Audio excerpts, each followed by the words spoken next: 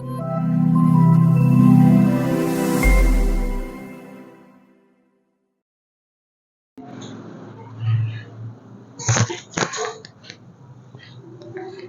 morning, good evening.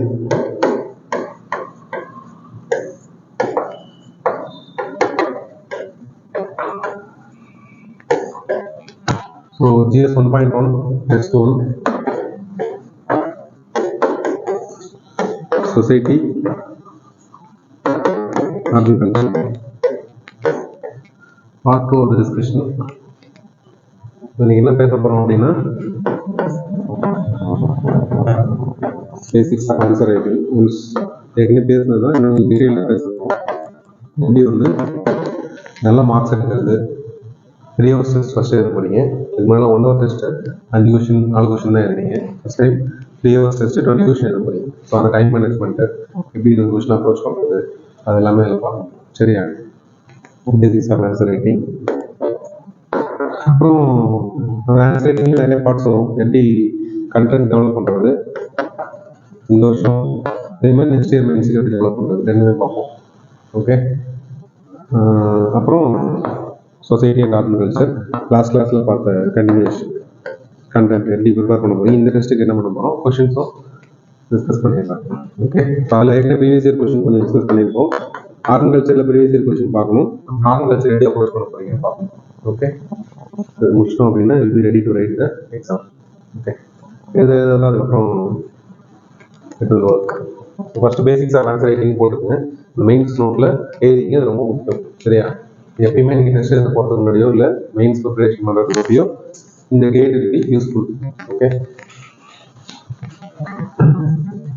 எழுதிங்க கிளியரா. Basics of answer writing topic basics answer writing. So art of answer writing அப்படின்னு சொல்லிட்டு நிறைய videos இருக்கும். அதில் ப்ராப்பராக இந்த அளவுக்கு டிஸ்கஸ் பண்ணியிருக்காங்களா அப்படிங்கிறது டவுட் தான். கொஞ்சம் இறங்கி பேசுவோம். எப்படி ஒரு பிகினர் இல்லை ஆல்ரெடி ப்ரிப்பரேஷன் இருக்கவர் இல்லை ஏற்கனவே அட்டம் கொடுத்துருக்கேன், மெயின்ஸ் கொடுத்துருக்கேன், கிளியர் ஆகலை அப்படின்னு சொல்கிறவருக்கும் என்ன ப்ராப்ளம் வரும், எப்படி அதை சரி பண்ணலாம். எக்ஸ்ட்ரீம்லி டேலண்டட் நாலேஜ் ஸ்டாஃபாக இருப்பார், பெரிய அகாடமி எடுத்துகிட்டு இருப்பார், இருந்தாலும் மெயின்ஸ் கிளியர் பண்ணியிருக்க மாட்டார். நல்லாவே எழுதியிருப்பார். என்ன பண்ணாரு, இன்டர்வியூ நம்ம இருப்பார், மார்க் வச்சிருக்காரு. லைக் பாலா 2 இன்டர்வியூ போனார். இன்டர்வியூவில் ஃபெயில் ஆகிறாங்கன்னா இன்டர்வியூவில் மட்டும் ஃபெயில் ஆனது கிடையாது. அல்டிமேட்டாக எங்கே அவங்களுக்கு பத்தலை, மெயின்ஸில் மார்க் பத்தலை, அதுதான் ரிசல்ட். ஓகேவா? ஸோ அப்போ மெயின்ஸில் ஆன்சர் என்ரிச் பண்ணி மெயின்ஸில் மார்க் எப்படி எடுக்கிறது எக்ஸ்ட்ரா அப்படிங்கிறது தான் ஒரு அல்டிமேட் கோல். அங்கே தான் இவர் deciding whether your getting service or நாட்ங்கிறது இங்கே தான் டிசைட் ஆகும். Prelims and personality test formality தான். சரியா? Opposite plays role, major role இதுதான். ஸோ அதில் இந்த ஆன்சர் ரைட்டிங் இந்த செஷன் தான் ரொம்ப முக்கியம். ஸோ ஹோல் ஆஃப் யூபிஎஸ்சி ப்ரிப்பரேஷனில் இந்த செஷன் ரொம்ப முக்கியம். First knowledge.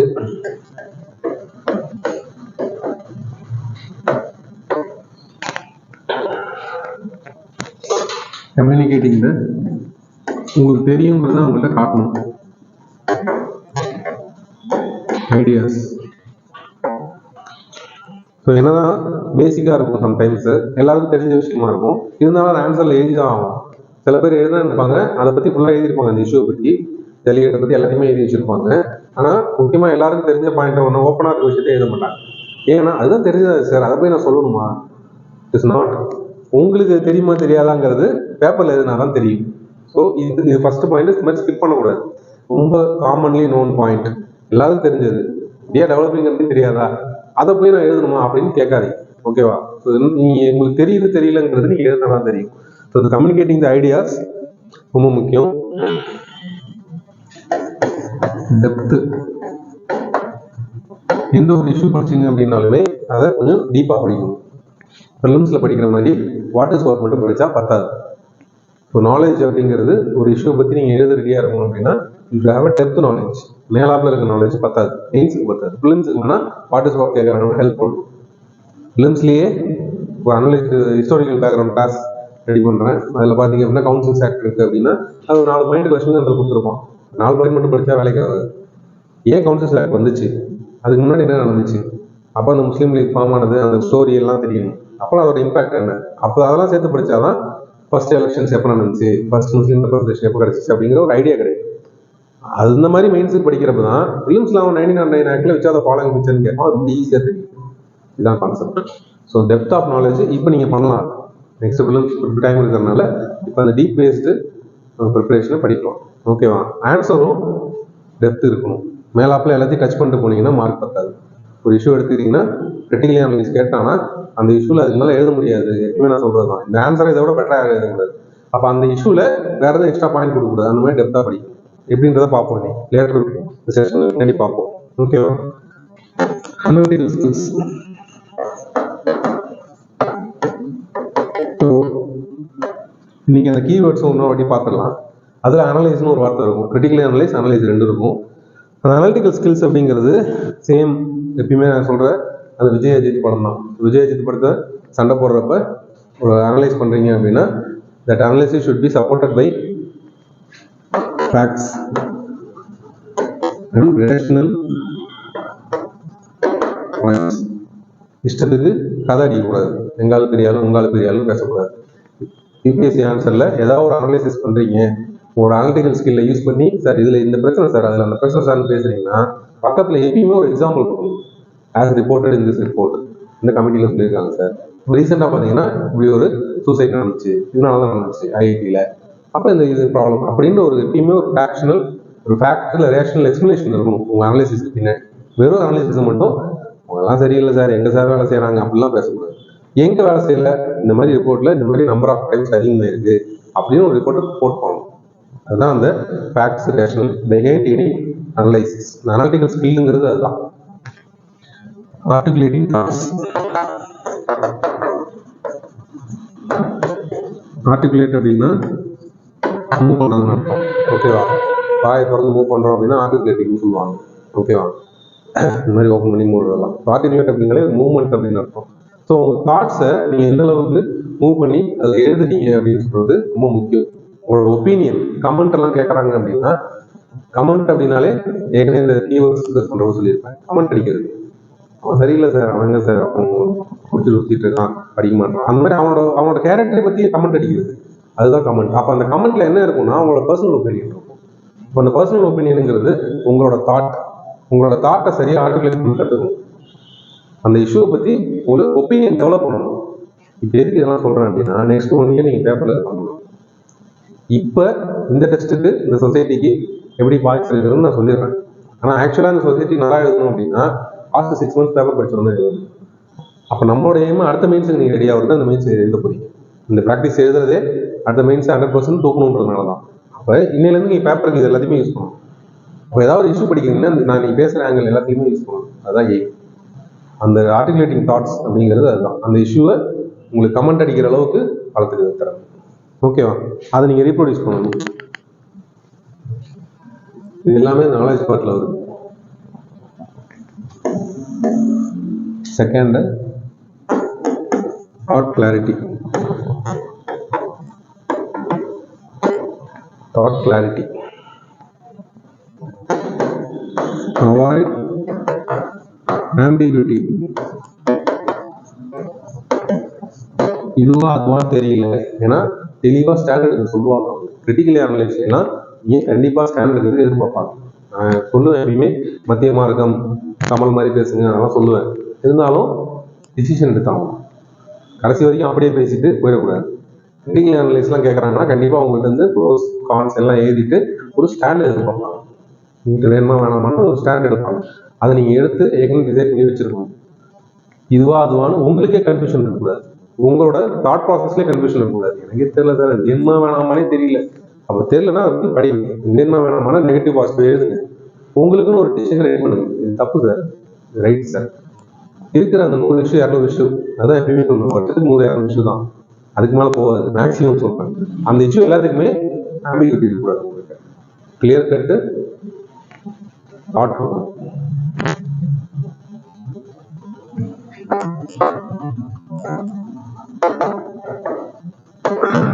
அந்த ஆம்பிகுவிட்டி எப்போ போகும் அப்படின்னா ஆர்கனைசிங் யுவர் ஐடியாஸ் வந்து எழுதணும். உங்களோட ஒப்பீனியன் என்ன கொஞ்சம் எழுதணும். இதில் வந்து காஸ்ட் பேஸ்ட் ரிசர்வேஷன் என்ன பண்ணணும், அப்போ அதோட நெகட்டிவ் பாசிட்டிவ்லாம் எழுதிட்டு அதை ஆர்கனைஸ் பண்ணணும் ஐடியாலாம். இதில் தான் ஸ்ட்ரக்சரு. அந்த காஸ்ட் பேஸ்டு ஒரு ரிசர்வேஷன் ஒன்று இருக்குன்னா அதோட ஸ்ட்ரக்சர் உங்களுக்கு டக்குன்னு மைண்ட் மேப்பு வரணும்.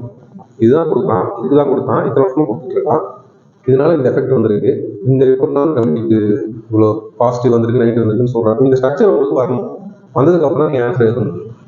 அப்ப அந்த இஷ்யூ பத்தி கிளியர் கட்ட ஐடியா ஆர்கனைஸ் பண்ணி வச்சிருக்கோம். இந்த ஆங்கிள் எல்லாத்தையுமே நீங்க பேப்பர்ல நோட்ஸ் எடுக்க இதுக்கப்புறம் அப்பதான் வேலைக்கு ஆகும். அப்பதான் மெயின்ஸ் ரொம்ப ஈஸியாயிடும். சரியா? காம்பலேஷன்ஸ் நம்பி இருக்கக்கூடாது. இது எதுல இருந்து வரும்னா இந்த editorial opinion, question and answer இதுல இருந்து வரலாம். இதுல தான் இந்த ஐடியாஸ்லாம் உங்களுக்கு டெவலப் ஆகும். கொஸ்டின் ஆன்சர் பேசுறாங்கன்னா அதை படிச்சதுக்கு அப்புறம் உங்களுக்கு புரியும். நெக்ஸ்ட் ஒன் இயர் இந்த மாதிரி நீங்க படிக்கும்.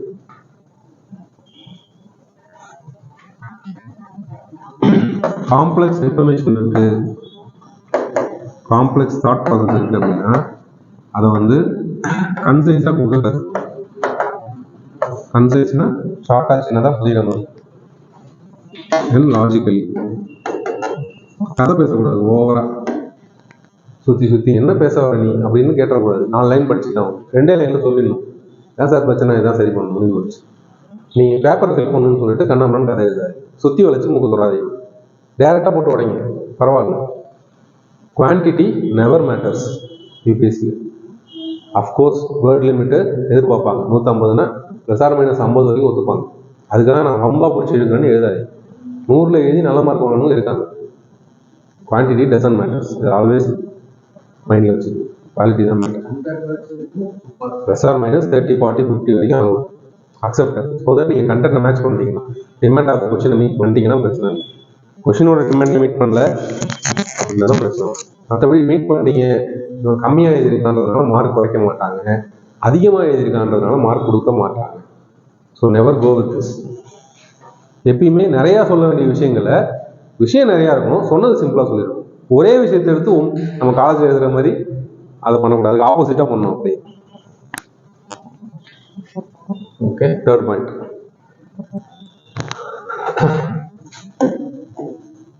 structure the response.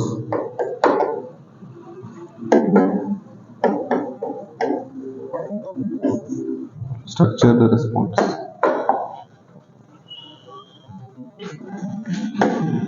Systematic representation.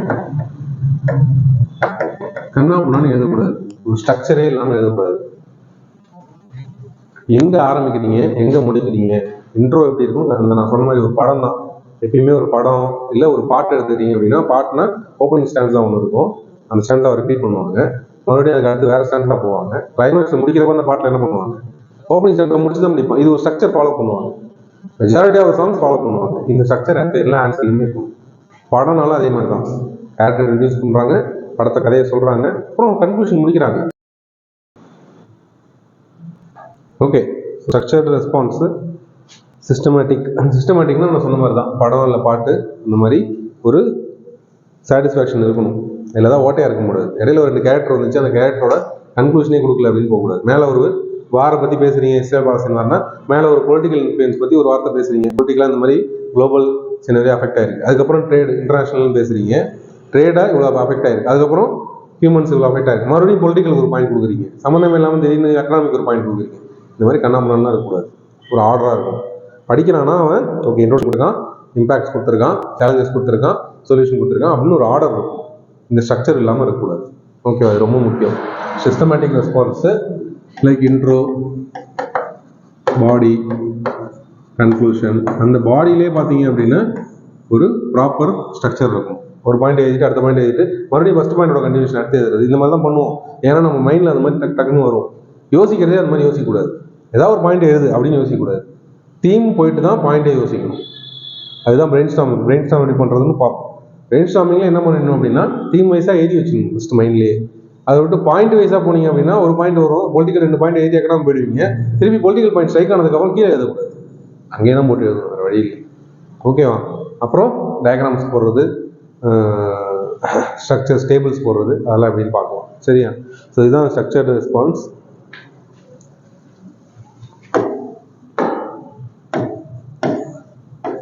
Time management. எந்த கொஸ்டின் ஃபர்ஸ்ட் எழுதணும்? ஜிஎஸ் மட்டும் பேசுவோம். So GS has 20 questions. Easy, medium. இது வந்து கொஸ்டின் பேப்பர் பொறுத்து இல்லை, உங்கள் நாலேஜ் பொறுத்து தான். அஃப்கோர்ஸ் சில கொஷின் இந்த மலேசியன் ஹிஸ்ட்ரியை பற்றி கேட்டானா எல்லாருக்கும் டஃப் தான். மற்றபடி கொஷின்ஸ் எல்லாமே ஈஸி, மீடியம், டிஃபிகல்ட்டு உங்களுக்கு தெரியுதா இல்லைங்கிறது வச்சு தான் டிசைட் ஆகும்.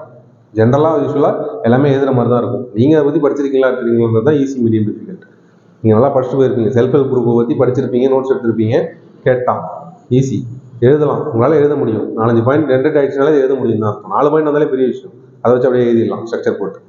இந்த ஈஸி, மீடியம், டிஃபிகல்ட் ஐடென்டிஃபை பண்ணிவிட்டு 20 கொஸ்டினும் படிச்சிடணும். ஃபஸ்ட்டு 20 கொஸ்டினும் படிச்சுட்டு 15 மார்க்ஸு 10 மார்க்ஸ் ரெண்டாக இருக்கும். ஓகேவா? 15 marks 10 marks, 10 question 10 question 20 question. ஓகேவா? மொத்தம் எவ்வளோ டைம்? நம்ம 180 மினிட்ஸ். ஓகேவா? ஸோ அப்படி பிரிக்கிறோம் அப்படின்னா 15 மார்க்ஸுக்கு பார்த்தீங்க அப்படின்னா ஒரு 10 to 12 மினிட்ஸ் கொடுக்கலாம் ஒரு கொஷின் சொல்கிறேன். அப்போ எவ்வளோ வரும்?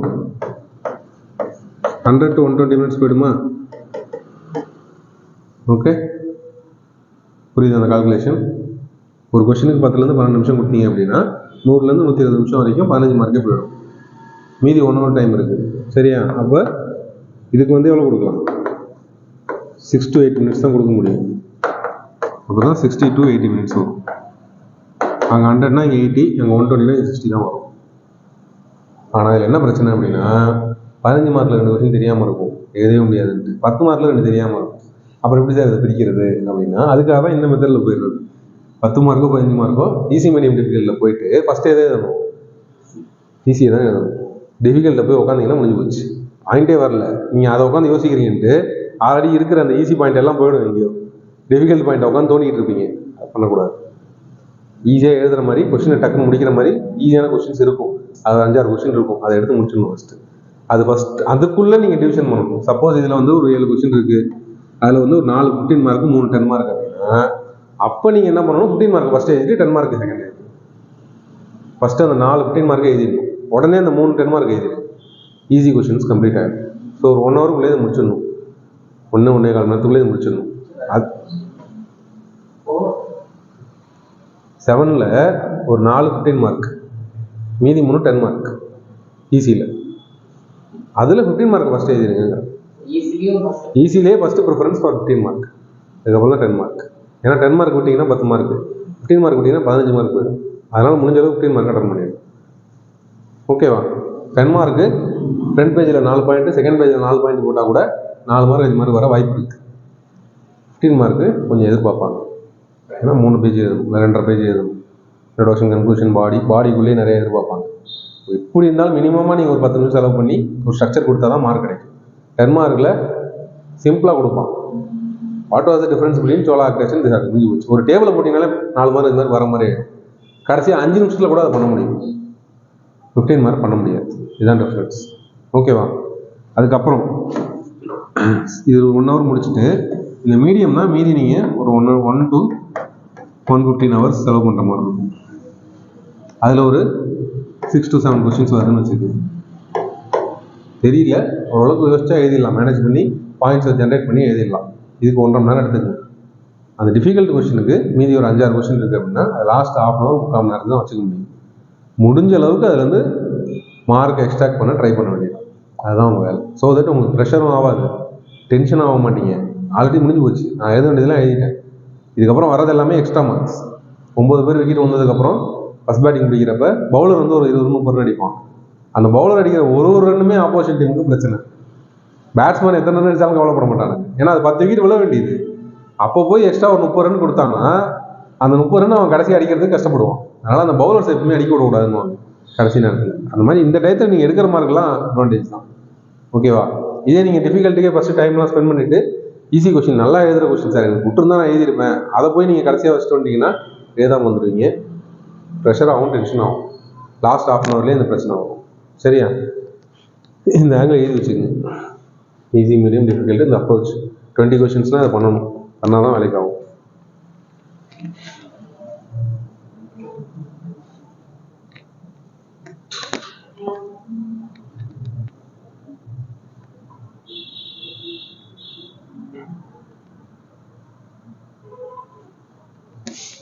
ஃபஸ்ட் எக்ஸாமுக்கு நான் கொஸ்டின்ஸ் கொடுத்துட்றேன். அது தகுந்தாப்புல நீங்கள் ப்ராக்டிஸ் பண்ணுங்க. ரைட்டிங் ப்ராக்டிஸ் தான் முக்கியம். நாலேஜ் இன்னைக்கு முக்கியம். இப்போ 10 மார்க்னா ஒரு 10 பாயிண்ட்ஸ், 15 மார்க்னா ஒரு 15 பாயிண்ட்ஸ் ரெடிக்குள்ளாக போகுது. அதான் சொல்கிறேன்ல, டிபெண்ட் ஆஃப் த கொஸ்டின் தான். 10 மார்க்ஸ்னா 10 பாயிண்ட் போதுமா, 15 மார்க்ஸ்னா 15 பாயிண்ட் போதுமா அப்படின்ற கேள்விக்கு என்ன பதில்னா டிபெண்ட் ஆஃப் த கொஸ்டின் தான். இப்போ அடுத்த கொஸ்டின்ஸ் எப்படி ஆன்சர் பண்ணுறாங்கன்னு பார்க்கலாம். அதில் டிபெண்ட் ஆஃப் த கொஸ்டினை மீட் பண்ணணும். அவன் என்ன கேட்குறானோ அதை மீட் பண்ணிடணும். அதுக்கு நீங்கள் எக்ஸ்ட்ரா எதுனாலும் பிரச்சனை இல்லை, கம்மியாக எதுனாலும் அவனுக்கு கவலை இல்லை. கம்மியாக எதனா மார்க் தர மாட்டான், எக்ஸ்ட்ரா எதனாலும் மார்க் தர போகிறது இல்லை. ஸோ அதனால் அவன் கேட்குறது தான் மேட்டர்ஸ். அவன் 2 பாயிண்ட் தான் கேட்குறான், 2 பாயிண்ட் இருந்தாலே ஃபுல் மார்க் கொடுத்துருவான். புரியுதா? அவன் கேட்டதே 2 பாயிண்ட் தான், மென்ஷன் 2 பாயிண்ட்ஸ் முடிஞ்சிருச்சு. நீங்கள் 4 எழுதி வைங்க, உனக்கு தேவையே இல்லை. ஃபஸ்ட்டு 2 முறை டிக் பண்ணிட்டு போயிடுவோம். ஸோ அதனால் எத்தனை பாயிண்ட் தேவைங்கிறதுக்கு ஃபிக்ஸட் ரூல் கிடையாது. Demand of the question.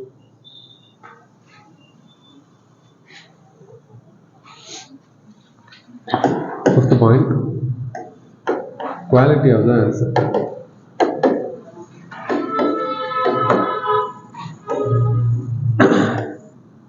Answer enrichment. எப்படி ஆன்சர் என்ரிச்மெண்ட் பண்றது அப்படின்னா,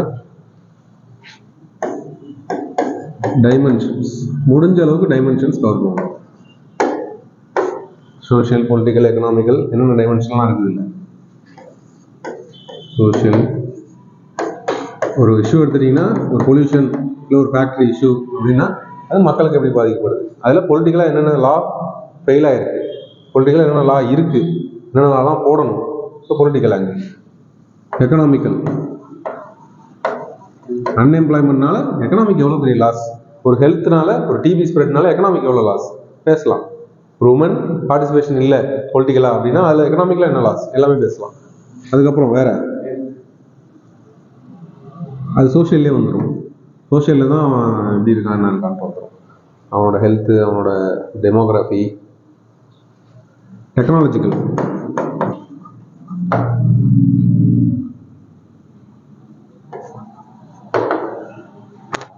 ஸ்பெல்லிங்லாம் எடுத்து தெரியுது. டெக்னாலஜிக்கல் ஆஸ்பெக்ட், ஓகேவா? ரீசெண்டாக அதில் என்ன டெக்னாலஜி வந்திருக்குது இஷ்யூஸில். ஒரு சிவேஜ் உடஞ்சி ஒருத்தர் இறந்துட்டாங்க அப்படின்னா மேனுவல் ஸ்கேவெஞ்சுக்கு நியூ மிஷின்ஸ் எங்கே எக்ஸாம்பிள் வந்துருக்கும். கேரளாலாம் ட்ரை பண்ணியிருக்காங்க சார். எழுதணும் ஏஐ யூஸ் பண்ணி அதை எப்படி சரி பண்ணலாம். நீட்டில் ஸ்கேம் வந்துருச்சு, அப்போ ஏஐ யூஸ் பண்ணி எப்படி பண்ணலாம், அவ்வளோதான். Next can go for environment. என்வரான்மெண்ட்டில் என்ன இம்பேக்ட்.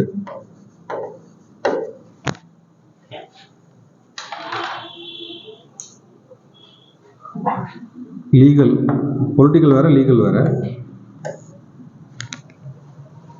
பொலிட்டிக்கல்னா அட்மினிஸ்ட்ரேஷன் பற்றி பேச போறீங்க, இல்லைனாலும் லா பற்றி பேச போறீங்க. ரெண்டும் டிஃபரெண்ட்.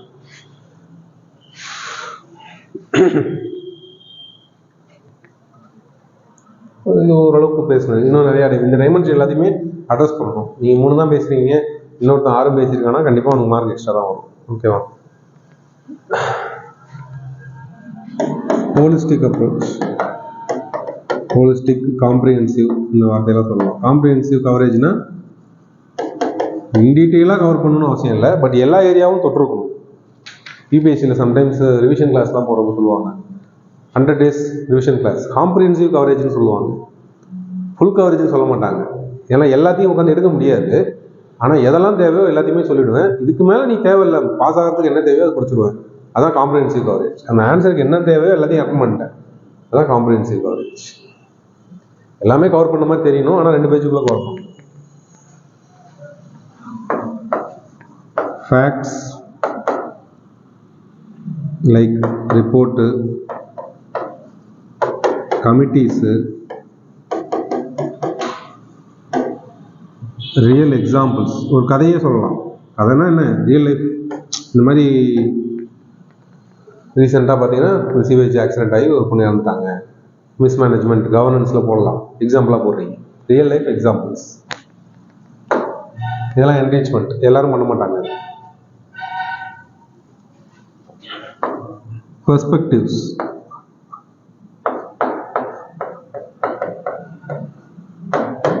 பெர்ஸ்பெக்டிவ்ஸ்னா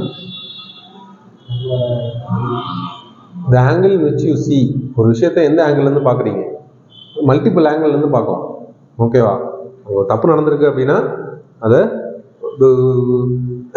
எந்த எந்த யாருக்கெல்லாம் பாதிக்கப்படும் அப்படிங்கிறப்ப நீங்கள் சில்ட்ரன் ஆங்கிள்லேருந்து பார்க்கணும், உமன் ஆங்கிள்லேருந்து பார்க்கணும், சொசைட்டி ஆங்கிள்லேருந்து பார்க்கணும், ஒரு அட்மினிஸ்ட்ரேட் ஆங்கிள்லேருந்து பார்க்கணும். அவருக்கும் பாசிட்டிவ் நெகட்டிவ்ஸ் இருக்கும். இப்போ இந்த கேஸ் லீக் வந்து இறந்தப்ப பிடபிள்யூடி வந்து ஒருத்தர் வந்து பேட்டி கொடுத்தாரு. அவர் முதல்ல என்ன சொன்னார் அப்படின்னா, உள்ள அந்த இண்டிவிஜுவலாக ஹவுஸில் டாய்லெட்டில் தண்ணி இருக்கும், தண்ணியை தாண்டி யூஸ்வலாக வராது கேஸு, அந்த இடத்துல தண்ணி இல்லாமல் இருந்திருக்கணும், ஒழுங்காக மெயின்டைன் பண்ணாமல் இருந்திருக்கணும், அதனால தான் கேஸ் ரிலீஸ் ஆகிடுச்சு அப்படின்னாரு. அதான் இதில் பத்திரிகையாளர்கள் கேட்டாங்க, அப்போ அந்த வீட்டில் இருந்தவங்க தப்பு தான் சொல்கிறீங்களா அப்படின்னாங்க.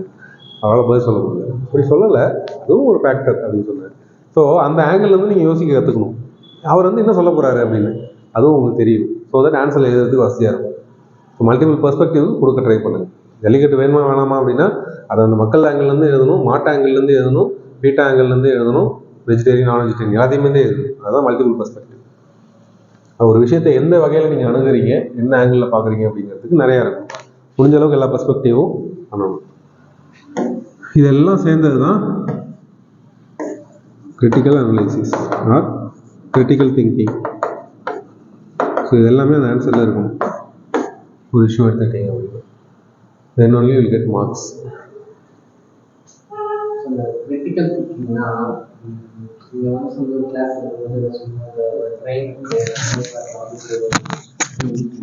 திடீர்னு ஒரு குழந்தை வருது அப்படின்றீங்க, அந்த மாதிரி ஒரு ஸ்டோரி சொன்னீங்க சார். அந்த மாதிரி ஒரே பிளேஸ்லேயே 4-5 விஷயத்தை வச்சு பார்க்குறது தான் கிரிட்டிக்கல் திங்கிங். எத்திக்ஸ்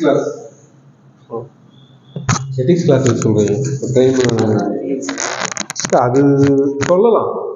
ஓ, அவர் எந்த எக்ஸாம்பிள் சொல்கிறான்னு தெரியுதா? ஒரு ட்ரெயினில் ஒருத்தர் படுத்து கிடக்கிறாரு, இந்த பக்கம் ஒரு குழந்தை விளையாடுது, இந்த பக்கம் இல்லை ஒரு பெரியவர் இருக்கார், அந்த பக்கம் 5 குழந்தைங்க இருக்குது. சம் டிசிஷன் மேக்கிங்காக கேட்பாங்க, நீங்கள் லீவரை நோத்துக்கலாம் மாட்டிங்களா அப்படிங்கிறப்ப ஒருத்தர் தெரிஞ்சு தப்பு பண்ணுறான், இன்னொருத்தவங்க தெரியாமல் இருக்காங்க. ஸோ அவன் தெரிஞ்சிருந்தாலும் அவன் விட்டுருவாங்க. அந்த மாதிரி ஆங்கிள்ஸ் பெர்ஸ்பெக்டிவ்ஸ் மாறும். ஓகேவா? சில பேர் பண்ணவே மாட்டேன்றாங்க. கிரிட்டிக்கல் திங்கிங் தான். ஸோ அது என்னென்னா, நம்ம மல்டிபிள் ஆங்கிளில் யோசிக்கிறோம். அந்த அப்பாவி ஆங்கிளில் யோசிக்கிறோம், தப்பு பண்ண ஆங்கிளில் யோசிக்கிறோம். அப்புறம் நமக்குன்னு ஒரு நியாய தர்மம் இருக்கும், அதையும் அப்ளை பண்ணுறோம். நான் தள்ளி விட்டு தாவடிக்கலாம் பண்ண மாட்டேன், ஆனால் லீவர் எடுக்கிறேன்னா ஓகே. இல்லை எதுவுமே பண்ணாமல் இருக்கான் செத்துருவான் ஓகேன்னுவாங்க.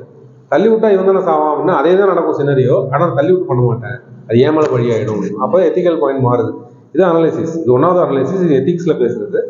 நீங்கள் ஜிஎஸ்டி இதே தான் அப்ளை பண்ண போகிறீங்க. அதை எப்படி அப்ளை பண்ணுறோம்னா இதுதான் அந்த கிரிட்டிக்கல் திங்கிங். அதுக்கான சப்போர்ட்டிங் பாசிட்டிவ் கொடுத்துட்டீங்க, நெகட்டிவ் கொடுத்துட்டீங்க, அதுக்கு எவிடன்ஸ் பேஸ்டு எக்ஸாம்பிள்ஸ் கொடுத்துருக்கீங்க, அப்புறமா அது ரைட்டாக ராங்கான்னு பேசுறீங்க. இதுதான் அந்த கிரிட்டிக்கல் திங்கிங். அப்புறம் ஒரு பெர்ஸ்பெக்டிவ் கொடுக்குறீங்க, இந்த ஆங்கிலேருந்து பார்த்தா ரைட் தான் சார், இந்த ஆங்கிலேருந்து பார்த்தா தப்பு சார் அப்படின்னு பேசுறீங்கல்ல, அதுதான் critical thinking. That should be supported by this all. மொட்டையாக கதை மட்டும் பேசக்கூடாது. ஓகேவா? கதை எல்லாரும் பேசுவாங்க, வேணுமா வேணாமா, நல்லதா எலெக்ஷனில் என்ன கரப்ஷன் நடந்துச்சா இல்லையா, இவிஎம்மோட இது என்ன அப்படின்னா ஜென்ரலாக யார் வேணால் பேசுவாங்க, பேப்பர் பேலட் வேணும் சார் அது இதுன்னு சொல்லிட்டு. ஆனால் நீங்கள் எவிடன்ஸ் பேஸ்டாக கொடுக்கணும். இந்த கண்ட்ரியில் இந்த மாதிரி ஸ்கேம் நடந்து எக்ஸ்போஸ் ஆகிருக்கு அப்படின்னு போட்டிங்கன்னா தான் அதுதான் அந்த critical thinking supported by evidences. Last and important point, 6th point,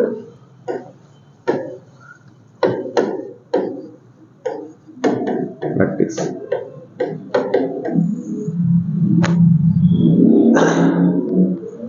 யூபிஎஸ்சியில் ப்ரிலிம்ஸும் சரி மெயின்ஸும் சரி, அதில் முக்கியமாக mains heavily dominated by practice. யார் இதை பண்ணுறாங்களோ அவங்க மட்டும்தான் கிளியர் பண்ண முடியும். எழுதணும், உட்காந்து ரெகுலராக எழுதணும். பேப்பர் படிச்சிங்க அப்படின்னாலே அன்றைக்கி ஒரு ஆன்சர் எழுதி பார்க்கணும், வாரத்துக்கு 4 ஆன்சர் ஆச்சு எழுதி பார்க்கணும். இது நெக்ஸ்ட்டு 1 இயருக்கு பண்ணணும். பண்ணிங்கன்னா அந்த எக்ஸாம் ஒரு பெரிய விஷயமா உங்களுக்கு தெரியாது. இல்லைன்னா கடைசி வரைக்கும் அது மலை மாதிரி தான் இருக்கும், எப்படி தான் அதை எழுத போகிறோம் அப்படின்னு சொல்லிட்டு. புரியுதா? வீக்லி 2 ஆன்சராக 3 ஆன்சராக எழுதி பார்க்கணும், மந்த்லி ஒரு எஸ்ஸே வச்சு எழுதி பார்க்கணும். அதை எப்படி பண்ணுறதுங்கிறத நம்ம இந்த மெயின்ஸ்லேயும் ரெடி பண்ணிடுவோம். இதுக்கு அடுத்து 1 இயர் உங்களுக்கு டைம் இருக்கும், நீங்கள் பண்ணலாம். சரியா? ஃபிலிம்ஸுக்கு ஒரு 2 மாதத்துக்கு முன்னாடி ஸ்டாப் பண்ணிவிடுங்க, 3 மாதத்துக்கு முன்னாடி ஸ்டாப் பண்ணி பிப்ரவரியில் ஸ்டாப் பண்ணிவிடுங்க. மார்ச் ஏப்ரல் மே ஃபுல்லாக படிங்க. இல்லை பொங்கல் வேணால் நல்ல ஐடியா, அது வரைக்கும் ஸ்டாப் பண்ணு. பட் அது வரைக்கும் மெயின்ஸ் பண்ணணும். இந்த ப்ராக்டிஸ் இருந்தால் மட்டும்தான் வேலைக்கு ஆகும். சரியா? இந்த 5 பாயிண்ட்டும் இந்த 6வது பாயிண்ட் இல்லைன்னா வேஸ்ட். ஓகே, போட்டு பெருசாக ரவுண்ட் பண்ணி வச்சுக்கோங்க. அப்புறம் ஏற்கனவே சொன்னது ஸ்டேஜஸ் ஆஃப் ஆன்சர் ரைட்டிங் தெரியும். இதனால இது ஒரு வாட்டி நேரத்தில் எழுதி வச்சுக்கிட்டு அப்ளை பண்ணி பாருங்க. Stages of answer writing. First stage என்ன? கொஸ்டினை படிச்சிட்டீங்க. ஃபர்ஸ்ட் அதுதான் அண்டர்லைன் கீவேர்ட்ஸ்.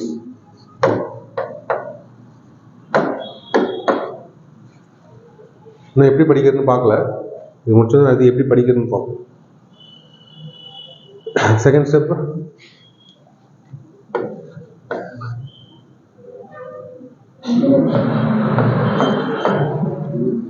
இன்ட்ரோடக்ஷன் போக முடியாது, அதுக்கு முன்னாடி நீங்கள் நிறைய பண்ண வேண்டியது. Identify the parts. ஒரு ஸ்டேட்மெண்ட் கொடுத்துருப்பான், அப்புறம் ஒரு கொஸ்டின் கேட்டிருப்பான். அப்போ அந்த ஃபர்ஸ்ட் ஸ்டேட்மெண்ட்டை பற்றி பேசணும், அதுக்கப்புறம் தான் நீங்கள் கொஸ்டின் போகணும். இல்லை 2 பார்ட் இருக்கும். What are the features of this, how it can be solve. 2 part. அப்போ 2த்துக்கும் இன்ட்ரோடக்ஷன் கொடுக்கணும். தனித்தனியாக கொடுக்க போகிறீங்களா, சேர்த்து கொடுக்க போகிறீங்களான்னு இதை டிசைட் பண்ணதுக்கப்புறம் தான் போக முடியும்.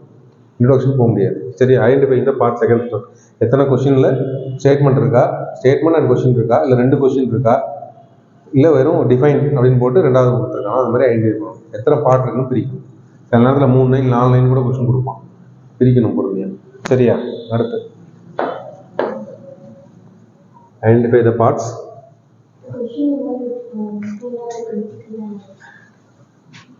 அண்டர்ஸ்டாண்ட் த முக்கியமான crucial part, demand of the question. எக்ஸாக்டாக என்ன கேட்குறாங்கிறத கண்டுபிடிக்கணும். இஷ்யூவை பற்றி எல்லாருமே எழுதுவாங்க. ஜென்ரலாக எழுதுனீங்க, டிமாண்டுக்கு ஒரு டிமாண்டை விட்டு டிவியேட் ஆகிட்டீங்க அப்படின்னா மார்க்ஸ் குறையும். முக்கால்வாசி பேர் நல்லா படிக்கிறவங்க, நல்லா எழுதுனவங்க சர்வீஸ் வாங்க முடியாமல், எக்ஸாம் கிளியர் பண்ண முடியாமல் மார்க் கம்மியாகிறதுக்கு காரணமே இந்த ஒரு வார்த்தை தான், டீவியேஷன் ஃப்ரம் டிமாண்ட். நல்ல கண்டென்ட் எழுதியிருப்பாங்க, அவன் மார்க் தரமாட்டான், இதில் ஸ்ட்ரிக்டாக இருப்பான். கண்டென்ட்டு சூப்பராக இருக்கும், இதுக்கு மேலே இல்லாத எழுதுறது. ஆனால் கேட்டது டிஸ்கஸ் த இஷ்யூஸ். நீ என்ன பண்ண, சேலஞ்சஸ் மட்டும் எழுதி வச்சுட்டு முடிச்சிட்டேன். சூப்பராக எழுதிருக்க சேலஞ்சஸ், எக்ஸாம்பிள் கொடுத்துருக்க, கதை கொடுத்துருக்கு. ஸோ என்ன டிமாண்ட் அப்படிங்கிறத கிளியராக கொஸ்டின்ஸ் எக்ஸாம்பிள்ஸ் பார்த்தா புரியும், எப்படி டிமாண்ட் கண்டுபிடிக்கிறது அப்படின்னு சொல்லிட்டு. எங்கே நிறைய பார்த்துருக்கோம், இன்னொரு வாட்டி பார்க்கலாம். ப்ரீவியஸ் இயர் கொஸ்டின்ஸ் பார்க்குறப்ப தெரியும். So demand of the question, deviation from the demand leads to loss of marks. இதுதான் முக்கியமான ரீசன் ஃபெயில் ஆகுங்களா பாஸ் ஆகுறீங்களான்றது. ஸோ இந்த இடத்துல தான் நீங்கள் கீவேர்ட்ஸ் அனலைன் பண்ணுறப்ப இந்த கீவேர்ட்ஸ்லேயே நீங்கள் வந்து இந்த டிஸ்கஸ்ஸு, எவாலுவேட் அதை பிடிச்சிருவீங்க. இருந்தாலும் அதை இங்கே தான் இம்ப்ளிமெண்ட் பண்ண போகிறீங்க. ஓகே, இதுதான் core demand of the question. உமனுக்கு செல்ஃப் ஹெல்ப் குரூப்போட ரோல் என்ன அப்படி தெளிவாக கேட்டிருக்கான். இல்லை evaluate the schemes related to this. அப்போ அந்த ஸ்கீம்ஸ் அப்படியே எழுதி வைக்கக்கூடாது, ஸ்கீம்ஸ் வேலை செஞ்சா இல்லைன்னு எழுதணும். இதுதான் 2 சின்ன டிஃப்ரென்ஸ். ஸ்கீம்ஸ் எழுதி வச்சிங்கன்னா மறந்துட மாட்டோம். ஸ்கீம்ஸ் எழுதணும்னு அவன் தேவையே இல்லை, என்ன ஸ்கீம்ஸ் மென்ஷன் பண்ணால் போதும். அது எந்த அளவுக்கு வேலை செஞ்சிருக்கு, எந்த அளவுக்கு பாசிட்டிவாக இம்பாக்ட் ஆகிருக்கு, நெகட்டிவாக இன்னும் செஞ்சிருக்கலாம், அதுதான் எவாலுவேட். அது வேலை செஞ்சா இல்லைன்னு கேட்குறான். நீங்கள் அதை பண்ணாமல் ஸ்கீமோட ஃபீச்சர்ஸ் எழுதினீங்கன்னா முடிஞ்சு போச்சு. ஸோ அந்த டிஸ்கஸ்ஸாக எவாலுவேட்டா அப்படிங்கிறத இந்த டிமாண்டில் புரிஞ்சுக்கணும். அது இல்லாமல் கோர் ஐடியா என்னன்னு புரிஞ்சுக்கணும், டிமாண்ட் என்ன அப்படின்னு சொல்லிட்டு. அப்புறம் இது பண்ணதுக்கப்புறம் தான் மைண்ட் மேப்பிங் பண்ண போறீங்க. மைண்ட் மேப்பிங்கில் என்ன பண்ணணும், ஆர்கனைஸ் பண்ணிடணும். ஓகேவா? ஃபர்ஸ்ட் ஸ்ட்ரக்சர் ரெடி பண்ணிடணும். 2 பேஜா 3 பேஜா 2.5 பேஜா அப்படிங்கிறத டிசைட் பண்ணிட்டு எஸ்ஐக்கெல்லாம் என்ன பண்ணுவோம், கடைசி பேஜில் ரஃப் பேஜில் உட்காந்து எழுதிடணும். இன்ட்ரோடக்ஷன் அபவுட் இதை கோட் கொடுத்துட்டு, மார்ட்டின் லூதர் கிங் கோட் கொடுத்துட்டு ஸ்டோரி எழுத போகிறேன். அடுத்து பாடியில் அட்ரஸ், சோஷியல் எக்கனாமி இதெல்லாம் எழுத போகிறேன். 2 பேஜ் 3 பேஜ் எழுத போகிறேன். அதில் இந்த ஸ்டோரியை போட்டுரு, இந்த ஸ்டோரியை போட்டுரு, எக்ஸாம்பிள்ஸ் ஃப்ரம் கேரளா அதை போட்டுரு அப்படின்னு மெயின் மேப் பண்ணணும். எஸ்ஐனா ஒரு அரை பேஜுக்கே எழுதுவோம், வேறு வழி இல்லை, பெருசு. இதுக்கு நீங்கள் மைண்ட்லேயே பண்ணிட்டு போகலாம். 2 பேஜுக்கு ஸ்ட்ரக்சர் டிசைட் பண்ணணும். இன்ட்ரோவில் இப்போ அடுத்த ஸ்டெப் தான் இன்ட்ரோ, பாடி, கன்க்ளூஷன் பேசுவேன். இன்ட்ரோ எப்படிலாம் இதெல்லாம், பாடி எப்படிலாம் இதெல்லாம், கன்க்ளூஷன் எப்படிலாம் இதெல்லாம் பேசுவோம். அதில் இன்ட்ரோ ஃபர்ஸ்ட் டிசைட் பண்ணணும். ஒரு எக்ஸ்பிளனேஷன் கொடுத்து சயின்ஸை டிஃபைன் பண்ணிட்டு நான் ஆரம்பிக்க போகிறேன். அவன் வந்து ஒரு இஷ்யூ பற்றி கேட்டிருக்கான், என்வரான்மெண்ட்டில் பொல்யூஷனை வச்சு என்னென்ன பிரச்சனைகள், humans life, quality of life எப்படி பாதிக்கப்படுது அப்படின்னு கேட்குறாங்கன்னா பொல்யூஷனை டிஃபைன் பண்ண போகிறோம் சார் நான் ஃபஸ்ட்டு. அதுதான் கீ டிமாண்ட். ஓகே, இல்லை ஃபிலாசபிக்கலாக பேச போகிறேன். என்னதான் நீ வந்து பணம் சம்பாதிச்சாலும் ஹெல்த் இல்லைன்னா உங்கள் லைஃபே இல்லை குவாலிட்டி அப்படின்னு குவாலிட்டி ஆஃப் லைஃப்பை பற்றி பேச போகிறேன். டெஃபினேஷன் பேச போகிறது இல்லை அப்படிங்கிறது டிசைட் பண்ணும். Introduction can be a definition, introduction can be a quote, introduction can be a short story, ஜிஎஸ்ல ஷார்ட் ஸ்டோரி எழுதுறதுக்கு டைம் இருக்காது. ஏன்னா 10% 15% தான் எழுதணும். அடுத்து இன்ட்ரோடக்ஷனில் சொல்கிறேன் எவ்வளோ இருக்கணும் அப்படின்னு சொல்லி. இப்போ ஸ்டோரி எழுத முடியாது. பட் எஸ்ஏலாம் ஸ்டோரி எழுதலாம். இன்ட்ரோவில் எக்ஸ்பிளனேஷன் கொடுக்கலாம், டெஃபினேஷன் கொடுக்கலாம், இல்லை ஒரு data according to female labour force participation rate this much data is தர், அப்போ நம்ம பார்ப்போம் அப்படின்னு ஆரம்பிக்கலாம். இதை ஃபஸ்ட்டு டிசைட் பண்ணிடுது. அதுக்கப்புறமா body understanding the core demand body should be dealt. பாடியில் அதை மீட் பண்ணிடணும், டிமாண்டை மீட் பண்ணிடணும். நான் வந்து சேலஞ்சஸ் எழுத போகிறேன், சொல்யூஷன் எழுத போகிறேன், அதுதான் அவன் கேட்டிருக்கான் அப்படிங்கிறது டிசைட் பண்ணிவிடுங்க. சேலஞ்சஸில் ஒரு 4 பாயிண்ட் ரெடி பண்ணி வைங்க, சொல்யூஷனில் எழுதி வைங்க. எல்லாத்தையும் எழுதி வைக்க முடியாது, ஸ்ட்ரக்சர் மட்டும் பண்ணிட்டு போங்க, பாயிண்ட் போகிற வழியில் வரும். சேலஞ்சஸ்னு போட்டிங்கன்னா வரும் தானா. ஏன்னா சேலஞ்சஸ் போனதுக்கப்புறம் நம்ம எடுத்து போயிடும். சோஷியல் என்ன சேலஞ்ச், குழந்தைகள் என்ன சேலஞ்ச், வயசானவங்க என்ன சேலஞ்ச், பொலிட்டிக்கல் என்ன சேலஞ்ச், மக்களுக்கு என்ன பாதிக்கப்படுது, 4 பாயிண்ட் வந்துடும், தாராளமாக வந்துடும். ஸோ ஸ்ட்ரக்சர் ரெடி பண்ணிட்டீங்கன்னா பாயிண்ட்ஸ் தானா வரும்.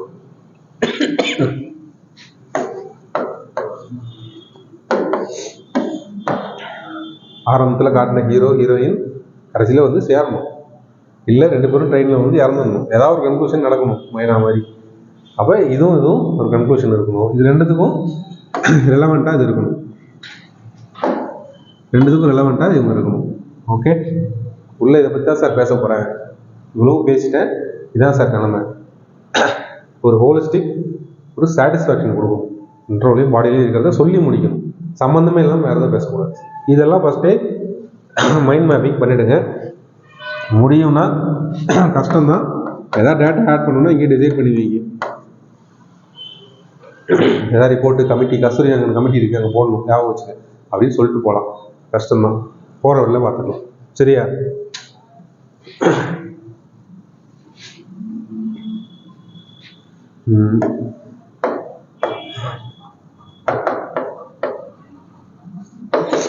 மைண்ட் மேப்பிங்லே ஃபஸ்ட்டு ஸ்ட்ரக்சர், செகண்ட் என்ரிச்மெண்ட். இந்த என்ரிச்மெண்ட் அப்படிங்கிறது தான் இந்த பாயிண்ட் வரும். Data, facts, real life examples, இதெல்லாம் பிரெயின் ஸ்டார்ம் பண்ண முடிஞ்சால் பண்ணலாம். இதெல்லாம் எங்கே சார் இருக்குது, எங்கேருந்து எடுக்கிறது, அடுத்து பார்ப்போம். இதெல்லாம் எப்படி ப்ரிப்பேர் பண்ணுறதுன்னு தான் பார்ப்போம். இந்த என்ரிச்மெண்ட் பார்ட் வந்து இது பேசிக். என்ரிச்மெண்ட்டு டாப்பர், இது சர்வீஸ் வாங்குறவங்க, இவங்க தான் டாப்பர்ஸ். இந்த என்ரிச்மெண்ட்டை அவங்க பண்ணுவாங்க, டாப் 10% பண்ணுவாங்க. ஆன்சர் பார்த்தீங்கன்னா டிஃபரன்ஸ் தெரியும். டக்குன்னு ஒரு டேட்டா உள்ளதுக்கு போட்டுருவான், டக்குன்னு ஒரு கமிட்டி ரெக்கமெண்டேஷன் போட்டுருவான், ஏஆர்சி ரிப்போர்ட்டை போட்டுருவான், அட்மினிஸ்ட்ரேட்டிவ் ரிஃபார்ம்ஸ் கமிஷன் ரிப்போர்ட்டை, law commission report. Law commission is supporting uniform civil code. முடிஞ்சு போச்சு ஒரு என்ரிச்மெண்ட். ஓகேவா? ப்ரெசன்டேஷன் எழுத வேண்டியது.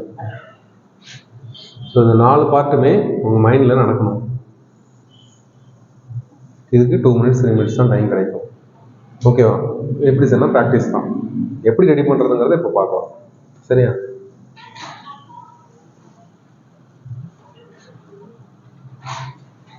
ஓகேவா?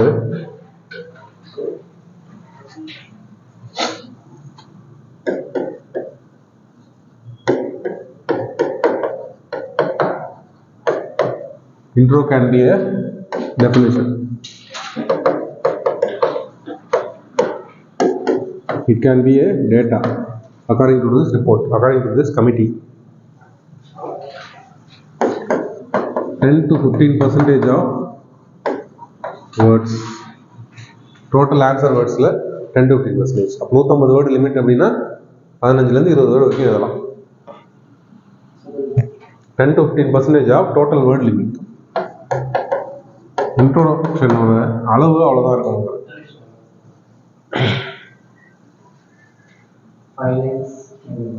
5 லைன்ஸ்லாம் அதிகம், அதான் சொல்கிறேன்.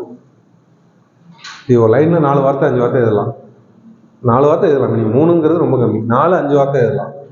அப்போ 10லேருந்து 15 அப்படின்னா 2 லைன் 3 லைன் தான் வருமே, அவ்வளோதான் வருது. 3 லைன் தான் வருது பாருங்க. அதுதான் சொல்கிறேன் நான்.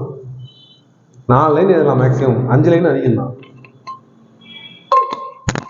குழந்தையா நீங்க? அதான் குழந்தை. சரி, ஓகே, புரியுதா?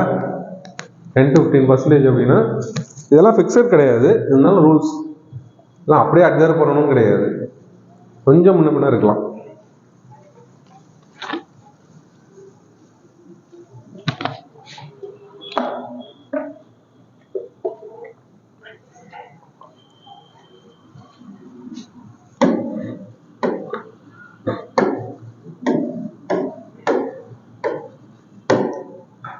It can be example based, it can be definition based, it can be a data based. இல்லைன்னா ஒரு பேக்ரவுண்ட் பேஸ்ட்.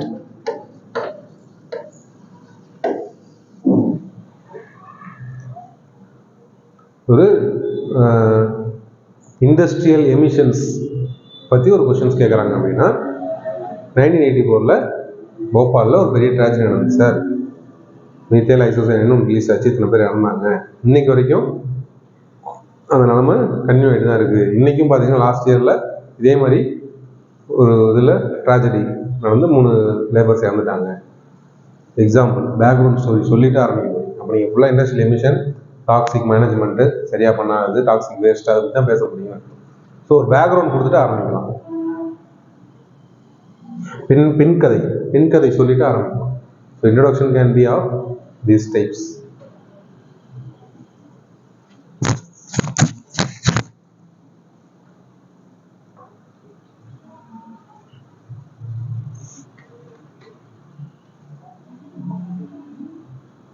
எக்ஸாம்பிள்னா இதான் current affairs, CA based example.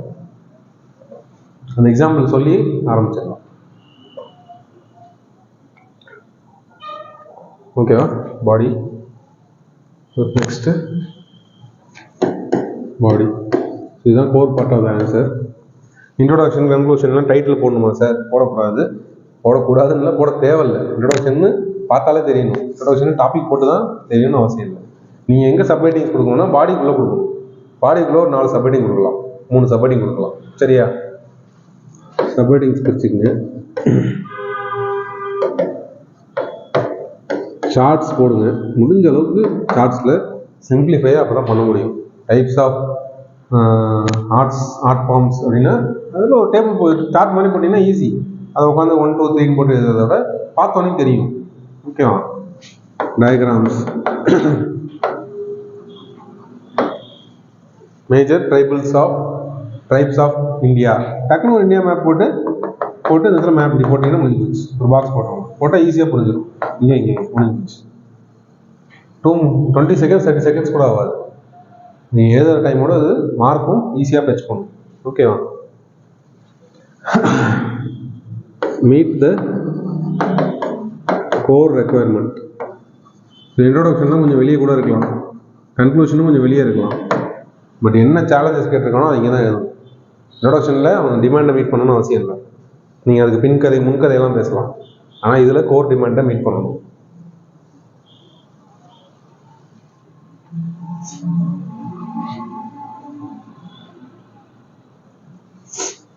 முடிஞ்ச அளவுக்கு கான்ஃபிடென்ட் பாயிண்ட்ஸு, ரீகால்டு பாயிண்ட்ஸு எல்லாத்தையும் முன்னாடி போட்டுருங்க. டவுட்ஃபுல்லாக இருக்க பாயிண்ட்ஸு, இந்த ரிப்போர்ட் தான் நினைக்கிறேன், அதை போய் பாயிண்ட்டாக போட்டுறாங்க. 100% தெரிஞ்ச பாயிண்ட்ஸு, டவுட்ஃபுல்லாக இருக்க பாயிண்ட்ஸ்லாம் லேட்டாக வச்சுக்கோங்க. So initially confident recalled point should be coming. எடுத்தோடனே அதை படிச்சுட்டானா அப்பயே ஒரு இம்ப்ரெஷன் வரும். ஆரம்பத்திலே எழுதியிருக்க தப்பாக எழுதியிருக்கான், இந்த கமிட்டி இது கிடையாது, இது உள்ள என்னென்னலாம் கதை எழுதியிருப்பான்னு படிச்சிருவான். வந்து ஃபுல்லாக படிப்பான். நீ படிக்க தான் போகிறாங்க, இருந்தாலும் அந்த கான்ஃபிடன்ஸ், நல்லா படிக்கிற பையன் சின்சியராக எழுதுறான் அப்படிங்கிற அந்த கான்ஃபிடன்ஸ் கொடுக்குறாரு.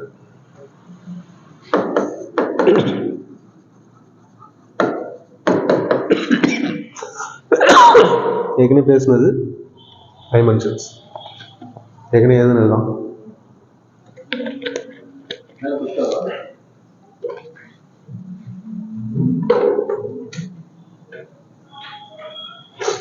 ஸோ டைமென்ஷன்ஸுக்கு நம்ம ஏற்கனவே பார்த்து அந்த 6 டைமென்ஷன்ஸ் எதுவுமே எழுதலாம்.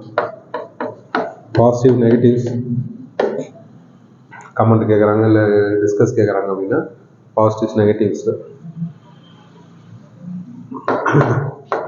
புல்லட் பாயிண்ட் போட்டு எழுதலாம். மேலே போ, புல்லட் பாயிண்ட் போட்டு எழுதலாம், பேராகிராஃப்ஸாகவும் எழுதலாம் வித் சப்ஹெட்டிங்ஸ்.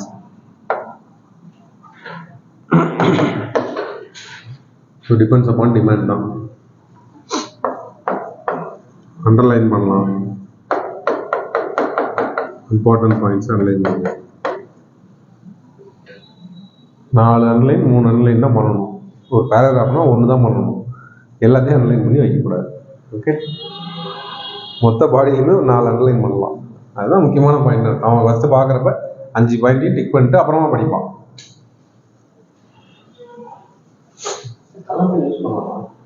டைம் இருக்காது.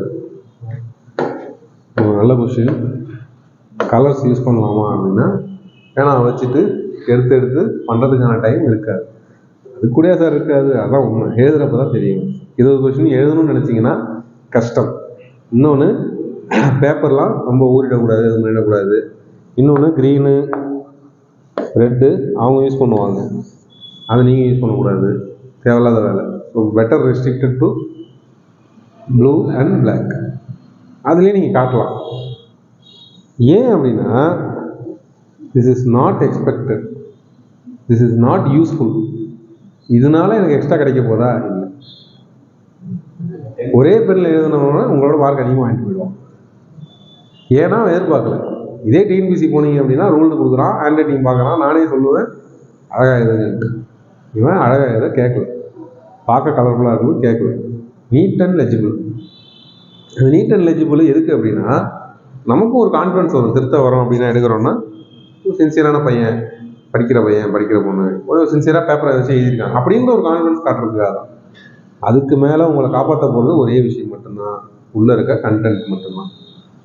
கலர்ஸ் ஹெல்ப் பண்ண போகிறது இல்லை. அதனால் எதுக்கு அது டைம் வேஸ்ட் பண்ணணும்? அதான் முடியும்னா பண்ணுங்கள்.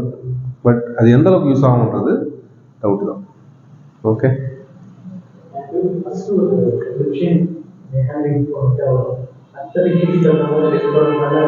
இது ஒன்றும் பண்ணாதீங்க, ஓரளவுக்கு யூனிஃபார்மாக இருங்க. ஓகேவா?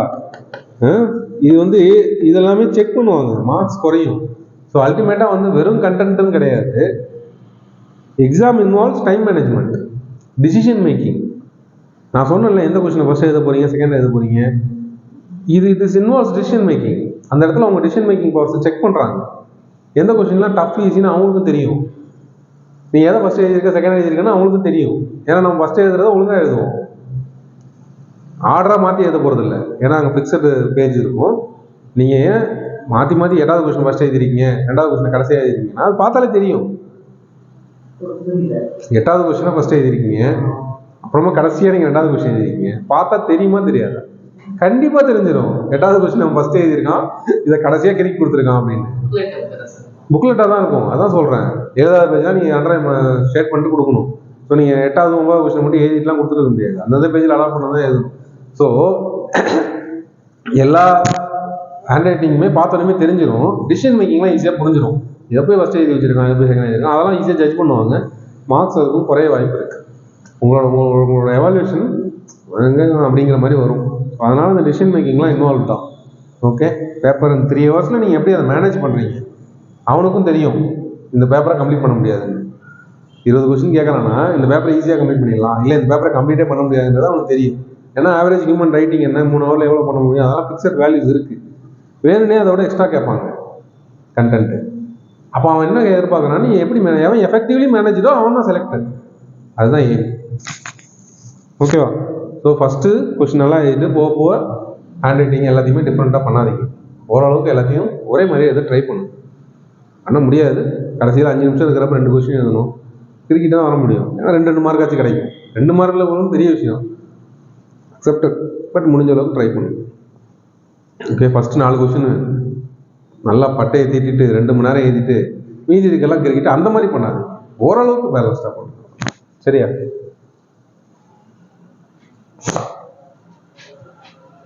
கன்க்ளூஷன்.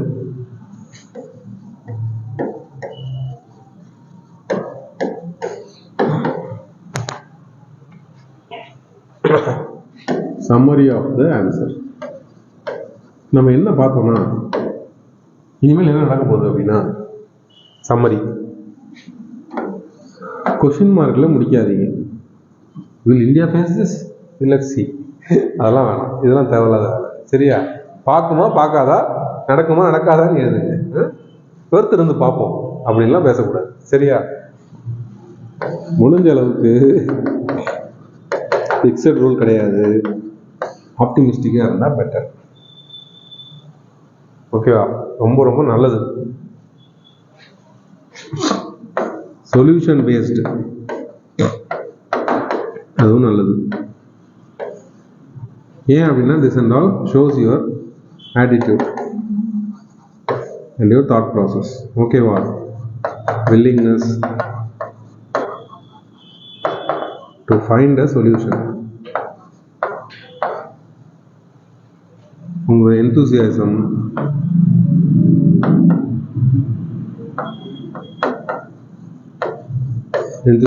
இதெல்லாம் காட்டும். என்னத்தை செஞ்சு என்னத்தை பண்ணி அப்படின்னு பேசுனீங்கன்னா அவனுக்கே தோணும், நீ நாளைக்கு வேலைக்கு வந்து என்ன பண்ண போற, இந்த மைண்ட் செட் வந்துட்ட, நீ வேலைக்கு வந்து என்ன பண்ண போற அப்படின்ற மாதிரி அவன் நினைச்சிடக்கூடாது. So you should be positive oriented person. ஆப்டிமிஸ்டிக்காக பண்ணலாம் சார். இதுவுமே ஸோ பிரச்சனைகள் என்னைக்கு இருக்க தான் செய்யும். ஹியூமன் மேன்கைண்ட் ட்ரைவ் ஆக தான் போகுது. அப்போ இதெல்லாம் இருக்குன்றதுக்காக அப்படியே விட முடியாது. இது மாதிரி பேசிட்டீங்கன்னா, ஆனால் அவங்களோட எய்ம் இன்னைக்கு பிரச்சனை இருக்குன்னு தெரியும், உங்களுக்கும் தெரியும், அவனுக்கும் தெரியும், சிஸ்டம் சரியில்லைன்னு தெரியும், ஓரளவுக்கு சரி பண்ணுறதுக்கு. ஓகேவா? ஏன்னா கான்ஸ்டன்ட்லி வி ஆர் எவால்விங் தான். 1000 years முன்னாடி எப்படி இருந்தான், நீ கண்டிப்பாக பெட்டர் தான். 500 years முன்னாடி இருந்தால் கண்டிப்பாக பெட்டர் தான். குவாலிட்டி ஆஃப் லைஃப் பொறுத்து பிரச்சனைகள் இருக்குது, பொல்யூஷன் இருக்குது, ஸோ கிளைமேட் சேஞ்ச் இருக்குது, நிறைய இடத்துல ப்ராப்ளம் இருக்குது. பட் இன்னும் 100 years கழிச்சு மேன்கைண்ட் சர்வேவாக தான் போகுது. அன்லஸ் அன்டில் உலகமே அழியலாம் நேச்சுரல் காசுனால, ஹியூமன்ஸே அழிக்கிறதுங்கிறது கொஞ்சம் கஷ்டம்தான். Except atom bomb, climate change இது வழியாக எதையாச்சும் ஒரு வழியில் கண்டுபிடிச்சிருவான். ஏதாவது ஒரு வழியில் யூ சர்வை, எல்லாம் தூக்கிட்டு போய் மாஸ்கில் உட்காந்துருவான். ஸோ அந்த ஆங்கிளில் தான் நீங்கள் யோசிச்சு பேசியாகும். That is better. கன்க்ளூஷன் அந்த மாதிரி கொடுங்க. ஓரளவுக்கு ஆப்டிமிஸ்டாக சொல்யூஷன் பேஸ்டாக கொடுத்தீங்கன்னா பெட்டர். ஸ்டாண்டு எடுங்க. ஆடியோலேயே எடுத்துருவீங்க, சம்மர்லேயும் எடுங்க.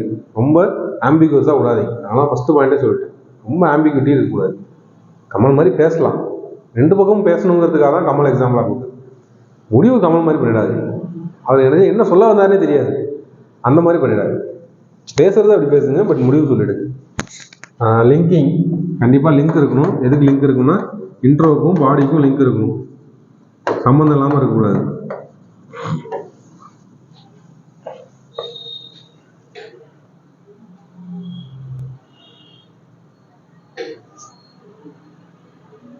ஓகே, ஏதாவது டவுட் இருக்கா? இதெல்லாம் செஞ்சு பார்க்க தான் தெரியும். பை ப்ராக்டிஸில் தான் இதில் இருக்க டிஃபிகல்ட்டிஸ்லாம் புரியும். அதே தான் 10 to 15% தான். சேம் தான். இன்ட்ரோடக்ஷன் கன்க்ளூஷன் ஒரே மார்க் தான், 1.5 மார்க் கொடுப்பாங்க. 2த்துக்கும் ஒரே எக்ஸ்பெக்டேஷன் தான், ஒரே இதுதான்.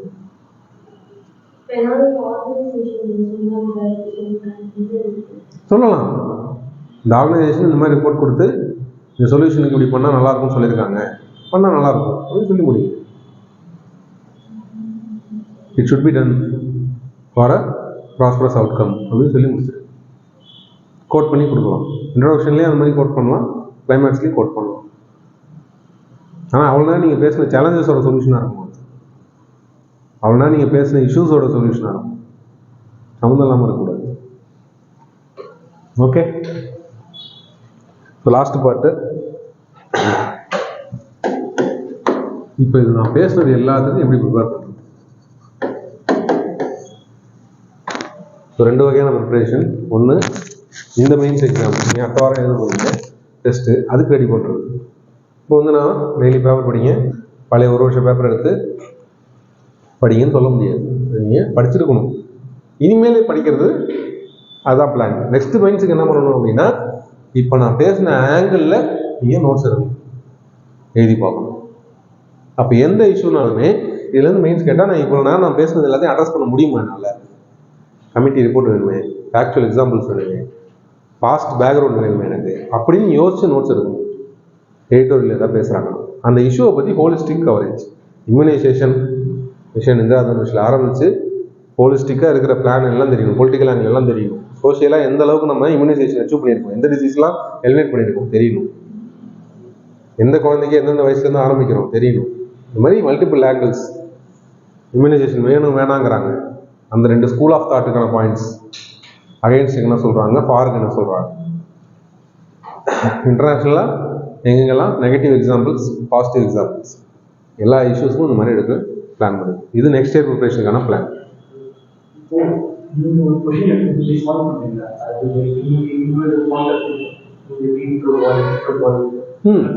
ப்ரீவியஸ் இயர் கொஸ்டின் எடுத்து பண்ணலாம்.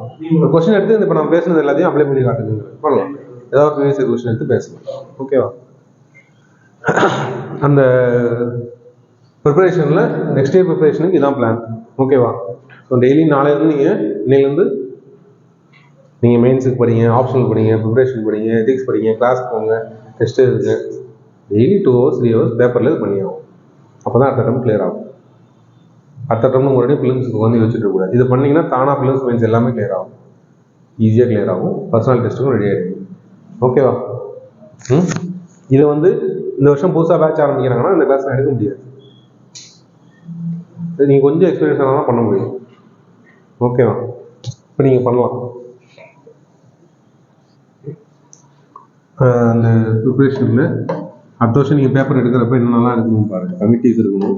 ஏதாவது ஒரு இஷ்யூனா அந்த இஷ்யூ ரிலேட்டடான வெஸ்டர்ன் காட்ஸில் பொல்யூஷன். அப்போ வெஸ்டர்ன் காட்ஸில் இது வரைக்கும் என்னென்னலாம் கமிட்டி போட்டிருக்காங்க, என்னென்னலாம் ரிப்போர்ட் பப்ளிஷ் பண்ணியிருக்கு, வேர்ல்டு பேங்க் பண்ணியிருக்கோம், நித்தியா பண்ணியிருப்பாங்க. அது ரிலேட்டடான மேப்ஸ், டயக்ராம்ஸ். அக்ரிகல்ச்சரில் ஃபார்மர் சூசைட் ஒரு இஷ்யூ. அப்போ இந்தியா போட்டு மேப் போட்டு டக்குன்னு எங்கெல்லாம் அதிகமாக சூசைட் நடக்குதுன்னு நீங்கள் சுற்றி காட்டும். மேப் எதுக்கு வேணால் யூஸ் பண்ணலாம், எந்த சோஷியல் இஷ்யூ வேணால் யூஸ் பண்ணலாம். அந்த இஷ்யூவோட கீவேர்ட்ஸ். ரிசர்வேஷன் அப்படின்னாலே எம்பவர்மெண்ட்டு, அந்த மாதிரி நிறைய கீவேர்ட்ஸ் இருக்கு. அந்தந்த இஷ்யூஸ்க்கு தந்தாப்புல கீவேர்ட்ஸ் இருக்கும்.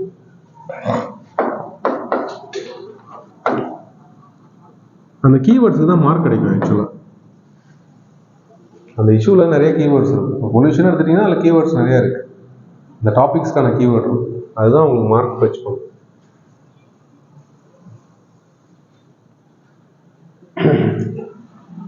ஓகேவா? ஸோ இந்த பாயிண்ட்ஸ் எல்லாமே நீங்கள் ரெடி பண்ணணும். Border points. தீவனம் மாடு போய் அரைச்சிட்டு இருக்க மாதிரி அரைச்சிட்டே இருக்கணும். உட்காந்து சைடில் வச்சு அரைச்சிட்டு இருக்கணும். அந்த மாதிரி அரைச்சிட்டே இருக்கணும். எங்கே எப்படி யூஸ் ஆகும்னா கேட்கக்கூடாது.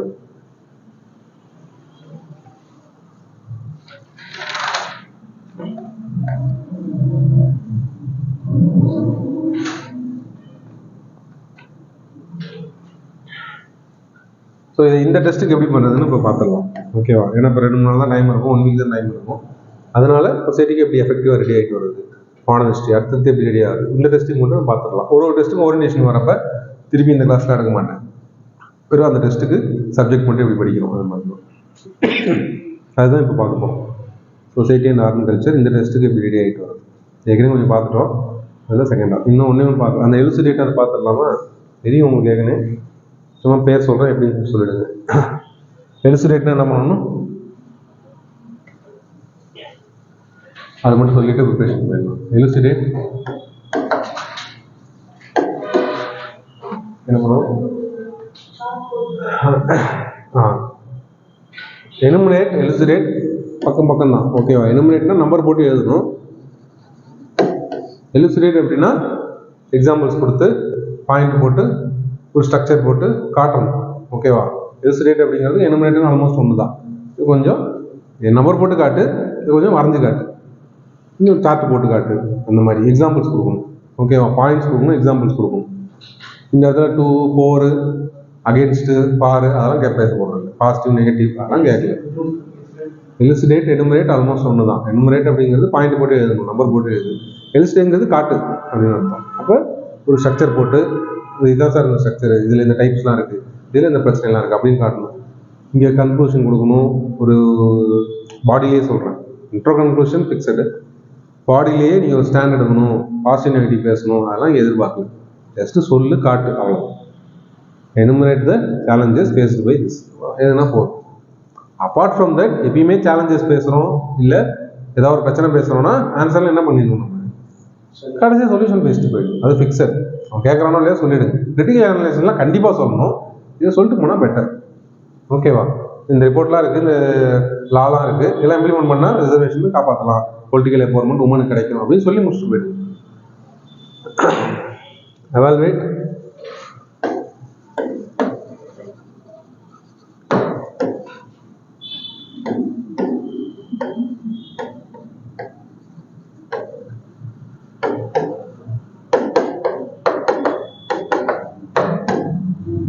evaluate, agree or not, right or wrong, paper evaluate பண்ணி கொடு. இந்த பேப்பர் எவ்வளோ தாங்கும்? 10 மார்க் சார், 100க்கு 5 மார்க் சார், 8 மார்க் சார், இதுதான். So agree, right or wrong, agreeing or disagree. Evaluate the prospects of this law. இந்த லா வேலை செய்யுமா செய்யாத, இந்த லா எந்த அளவுக்கு உருப்படும்? 10க்கு 30 மார்க், 28 மார்க் தரலாம் சார், அந்த அளவுக்கு வேலை செய்யும். நிறைய பிரச்சனை இருக்குது, அதெல்லாம் வேலை செய்யாது, இது சரி வராது, எதுனா பாயிண்ட் தப்பு. அக்ரி, டிஸ்அக்ரி, ரைட்டா ராங்கா, பேப்பரை எவாலுவேட் பண்ணுங்க. சரியா?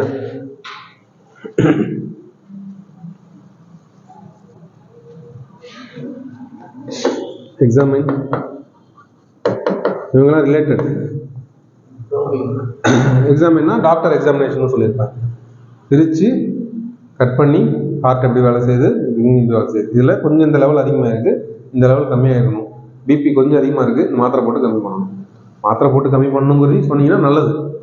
வெறும் அதிகமாக இருக்குது கம்மியாக இருக்கு மட்டும் சொல்லிட்டு மூவ் ஆகாமல் பீட்டா பிளாக்கர் கொடுங்க, இந்த டேப்லெட் கொடுங்க அப்படின்னு சொன்னால் நல்லது, கால்சியம் சேனல் கொடுங்க அப்படின்னு சொன்னால் சொல்யூஷனும் சேர்ந்து போயிடும். அதான் எக்ஸாமினேஷன், பிரித்து பார்க்குறது. ஆக்சுவலாக எவாலுவேஷன் இதெல்லாம் ஒன்று தான். கிரிட்டிக்கலி எவாலுவேட்னு ஒன்று. கிரிட்டிக்கலிங்கிற வார்த்தை போட்டாங்களே அப்படின்னாலே you have to develop positive negative சொல்லிட்டு கொஞ்சம் ஒப்பீனியன் கொடுக்கணும்னு அர்த்தம். கிரிட்டிக்கலி அப்படின்னு போட்டாங்கனாலே எக்ஸாமினும் கிரிட்டிக்கலி எவாலுவேட்டு இது மூணும் ஒன்று தான், ஆல்மோஸ்ட் கொஞ்சம் தான் டிஃப்ரென்ஸ். கிரிட்டிக்கலி எவாலுவேட்டும் எக்ஸாமினும் ஒன்று தான். இன்னும் கொஞ்சம் டீப்பாக போக போகிறீங்க.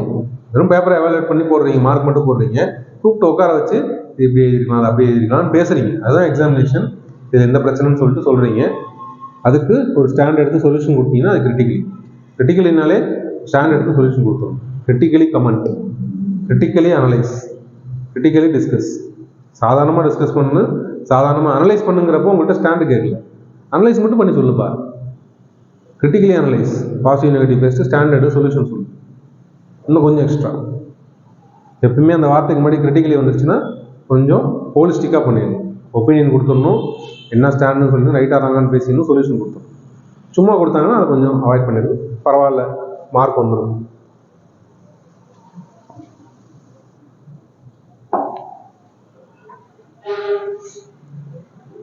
கமெண்ட்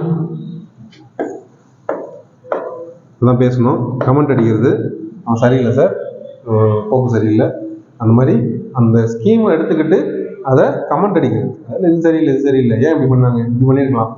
இதுலேயே கிரிட்டிக்கலி கமெண்ட், பாசிட்டிவ் நெகட்டிவ் சொல்லிட்டு ஸ்டாண்ட் எடுக்கணும், தப்பு ரைட்டு இதை பண்ணியிருக்கணும், சொல்யூஷன் கொடுக்கணும். ஸ்டாண்டு சொல்யூஷன்லாம் கிரிட்டிக்கலில் வந்துடும். ஓகேவா? இந்த கமெண்ட்டு, அனலைஸு, டிஸ்கஸ் இவங்கெல்லாம் ஒரே கூட்டம். ஓகே, மிச்சம் இருக்கிற கூட்டம் யாரு? எக்ஸ்பிளைனு, டிஸ்கிரைப், இவங்கெல்லாம் ஒரே கூட்டம். ஓகே, ஸோ மேலே இருக்க அந்த எக்ஸாமின், எவாலுவேட், எனுமரேட், எலுசிடேட் இவங்கெல்லாம் ஒரே குரூப்பு. கமெண்ட், அனலைஸ், டிஸ்கஸ்லாம் ஒரே குரூப்பு. எக்ஸ்பிளைன், டிஸ்கிரைப் இது எது வேணால் முன்னாடி கிரிட்டிக்கலி ஆட் பண்ணிப்பாங்க. அனலைசிஸில் பேர்லேயே இருக்குது, சிம்பிள் தான், நம்ம சின்ன வயசுல தெரிஞ்ச வார்த்தை தான், அனலைஸ் பண்ணணும். ஓகேவா? அந்த இஷ்யூ எடுத்துக்கிட்டு ரைட்டு ராங்கு பேசணும், பாசிட்டிவ் நெகட்டிவ்ஸ் பேசணும். கமெண்ட்டில் வந்து ஒப்பீனியன் பேஸ்ட், உங்களோட ஒப்பீனியன் சொல்கிறீங்க, அதோட பாசிட்டிவ் நெகட்டிவ் 1000 இருக்கும். எனக்கு படம் பிடிக்கல, என்னோட கமெண்ட்டு. அனலைசிஸில் உங்கள் கமெண்ட் கேட்கல, படத்தில் என்ன பாசிட்டிவ் நெகட்டிவ், அப்போ அந்த இஷ்யூ ஒரிஜினலாக நல்லா புரிஞ்சிருக்கியா இல்லையா அப்படிங்கிறதெல்லாம் அதில் செக் பண்ணுவாங்க. அதே கமெண்ட்டில் வந்து அந்த அளவுக்கு செக் பண்ண தேவையில்லை, அதான் கமெண்ட்டுன்னு சொல்லியாச்சு. உன்னோட ஒப்பீனியன் தான், நீ வேணும்னு சொல்லலாம், வேணாம்னு சொல்லலாம், அது சப்ஸ்டான்ஷியேட் பாயிண்ட் கொடுத்தா போதும். அனலைஸ்லையும் டிஸ்கஸ்லையும் என்ன பண்ணணும், உங்களோட ஒப்பீனியனை கடைசியாக சொல்லலாம், ரைட்டாக. பட் இஷ்யூவோட பாசிட்டிவ் நெகட்டிவ்ஸை ஒரு தேர்ட் ஸ்டாண்ட் அவுட்லேருந்து வெளியே இருந்து கரெக்டாக சொல்லணும், எடுத்து பிரித்து வைக்கணும். கமெண்ட்டில் உங்களோட கமெண்ட் தான், இதுதான் சின்ன டிஃப்ரென்ஸ். பட் எல்லாத்துலேயுமே என்ன பண்ண போகிறீங்கன்னா பாசிட்டிவ் நெகட்டிவ் பேசிட்டு சொல்யூஷன் கொடுத்துட்டு ஒப்பீனியன் கொடுக்க போகிறீங்க, இதுதான் உண்மை. ஆனால் எதிர்பார்த்தது என்னென்னா கமெண்ட்டில் உங்கள் கமெண்ட் அடிங்க. அனலைஸ்னால் அங்கே என்ன இருக்கோ நீ புரிஞ்சுக்கிட்டு ப்ராப்பராக கொடு, வெளியில் ஒரு தேர்ட் பர்சனாக வந்து கொடு, புரியுதா? இது மூணுமே அதான் எத்த போகிறீங்க, பாசிட்டிவ் நெகட்டிவ் தான் பேசுவீங்க. கிரிட்டிக்கல் அனலைசிஸ் கடைசியாக ஒப்பீனியனும் ஸ்டாண்டும் முக்கியம், சொல்யூஷனும் முக்கியம். அதுதான் கிரிட்டிக்கலுக்கு வித்தியாசம். எங்கே கிரிட்டிக்கலுக்கு முன்னாடி போடுறாங்களோ பாசிட்டிவ் நெகட்டிவ் மட்டும் சொல்லிட்டு போயிட்டீங்கன்னா அது அனலைசிஸ். இதான் சார் இது அதான் அனலைசிஸ். கிரிட்டிக்கல் அனலைஸ் இதை இப்படி பண்ணியிருக்கலாம், அதை அப்படி பண்ணியிருக்கலாம், இதுக்கான இந்த ஸ்கீம்லாம் இருக்குது, இந்த சொல்யூஷன்லாம் இருக்குது, இதெல்லாம் பண்ணணும், கவர்மெண்ட் இன்னும் இதெல்லாம் பண்ணணும், இனிஷியேட்டிவ்ஸ் எடுக்கணும் அப்படின்னு அதுக்கு ஒரு ஸ்டாண்ட் எடுத்துட்டு ரைட்டாக ராங்கான்னு சொல்லிட்டு வேணுமா வேணாமான்னு சொல்லிட்டு சொல்யூஷன் கொடுத்துட்டு போகணும். கிரிட்டிக்கலினாலே ஒரு ஸ்டெப் எக்ஸ்ட்ரா பேசணும். அனலைசிஸில் அந்த சொல்யூஷனும் உங்கள் ஸ்டாண்டும் எதிர்பார்க்க மாட்டாங்க, கிரிட்டிக்கலில் எதிர்பார்ப்பாங்க. அதான் டிஃபரன்ஸ். டிஸ்கஸும் அதே மாதிரி தான், கிரிட்டிக்கலி டிஸ்கஸ் அண்ட் டிஸ்கஸ் அப்படிங்கிறப்ப சார் டிபேட். ஒரு நல்லா நடிக்கிறார், இந்த படம் நல்லா இருந்துச்சா இல்லையா, இல்லை சார் எனக்கு பிடிக்கல, எனக்கு பிடிச்சிருந்துச்சு, 2 பேர் பேசுகிறாங்க, டிஸ்கஷன் நடக்குது. அப்போ மறுபடியும் பாசிட்டிவ் நெகட்டிவ்ஸ் தான் பேச போறீங்க. Rationally debate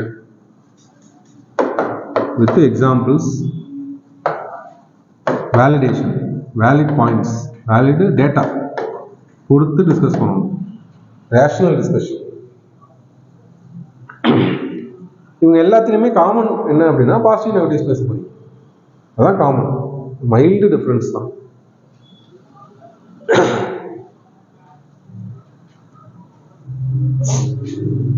for and against டிஸ்கஷன்னா ஃபார் அகேன்ஸ்ட் இருக்கணும், சொல்யூஷன் இருக்கணும். சொல்யூஷன்னா கன்க்ளூஷன் சொல்கிறோம். கன்க்ளூஷன் டிஸ்கஸ் பண்ணிட்டீங்க, கடைசியில் படம் நல்லா இருந்துச்சா இல்லையா, ஸ்கீம் உருப்படுமா உருப்படாது.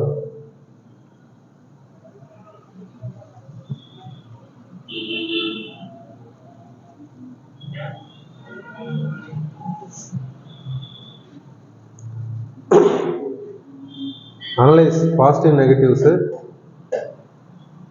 பிரேக் இன்டு பார்ட்ஸ், பிரித்து அனலைஸ் பண்ணணும். சரியா தவறா அனலைஸில் பிரேக் இன்டு பார்ட்ஸ் போட்டு.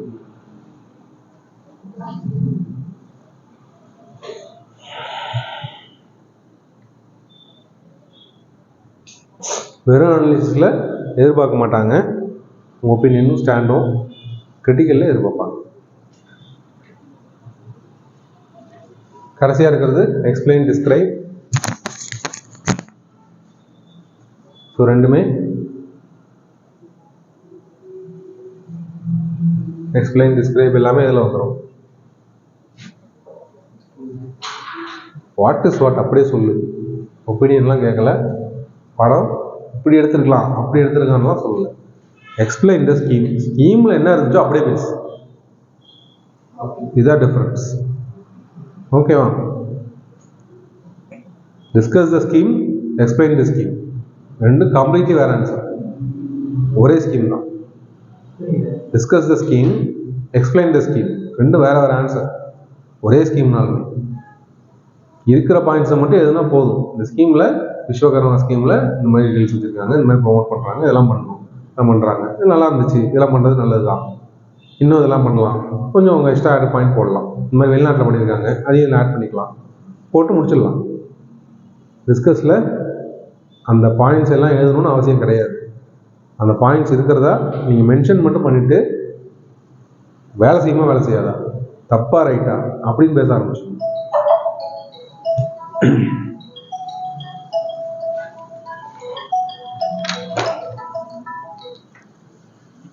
யூஸ்வலாக எக்ஸ்பிளைன் அப்படிங்கிறது கான்செப்ட்ஸு அதை பற்றி பேசுறது, டிஸ்கிரிப்ஷன் அப்படிங்கிறது ஒரு ஆப்ஜெக்டை பற்றி பேசுறது, வரைஞ்சி காட்டுறது, அந்த மாதிரி. மார்ஃபாலஜிக்கெலாம் டிஸ்கிரைப் பண்ணு, எக்ஸ்பிளைன்னா கான்செப்ட் எக்ஸ்பிளைன் பண்ணுறோம், ரெண்டும் ஒன்று தான். ஆல்மோஸ்ட் என்ன இருக்கோ அப்படியே சொல்லு. கை இருந்துச்சு, கால் இருந்துச்சு, மூஞ்சி இருந்துச்சு, அப்படி பேசு, அவ்வளோதான். கை இன்னும் கொஞ்சம் நீட்டாக இருந்திருக்கலாம், கால் அந்த மாதிரி பேசக்கூடாது, நான் டிஃப்ரென்ஸ். அஃப்கோர்ஸ் எப்போ எந்த ஆன்சராக இருந்தாலும் நம்மளை மீறி லைட்டாக அதில் இருக்க பிரச்சனைகள் சொல்யூஷன் சொல்லிட்டு போகிறது தப்பு இல்லை. எக்ஸ்பிளைன் டிஸ்கிரைப் பண்ணி அதை பண்ணிட்டு தான் நம்ம போவோம். ஏன்னா நம்ம அப்படிதான் பழகிருப்போம், பண்ணுறது தப்பு. பட் ஆனால் அந்த தேவையான பாயிண்ட்ஸ் இருக்கணும், ஸ்கீமோட பாயிண்ட்ஸ் இருக்கணும், ஸ்கீமோட டீட்டெயில்டாக இருக்கிற 10 பாயிண்ட் அதில் இருக்கணும். அந்த 10 பாயிண்ட் டீட்டெயில்டாக மென்ஷன் பண்ணி வச்சிருக்கிறது தேவையில்லை. இங்கே இந்த 10 பாயிண்டோட அனலைசிஸ் தான் வேணும். இது கொஞ்சம் ஈஸி, இது கொஞ்சம் கஷ்டம். இது வேர்ட் லிமிட் டக்குன்னு முடிஞ்சிடும். இங்கே பாயிண்ட் எழுதணும், அனலைஸும் பண்ணணும். இங்கே பாயிண்ட் மட்டும் எழுதணும். ஒன்று சப்ஸ்டான்ஷியேட் இருக்கு. சப்ஸ்டான்ஷியேட்னா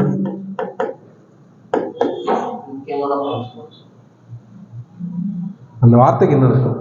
சப்ஸ்டான்ஷியேட் சாதாரணமாக இங்கிலீஷில் சொல்லுங்க. சப்ஸ்டான்ஷியேட் பண்ணு. ஏன்பா? இம்பார்ட்டன்ட் பாயிண்ட்ஸ் தான்.